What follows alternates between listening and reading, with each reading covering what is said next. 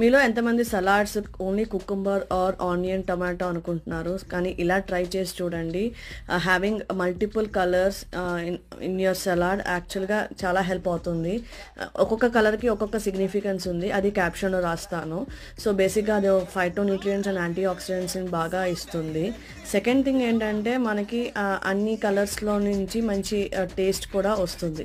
So ఇలాగ నేను ఉడకబెట్టుకున్న carrot, sweet potato and cucumber అవన్నీ యాడ్ చేసుకున్నాను. సో డ్రెస్సింగ్ అయితే ఇలా వేసుకున్నాను. సోక్ చేసిన cashew, dates, pepper, olive oil, apple cider vinegar and lemon and కొంచెం సాల్ట్.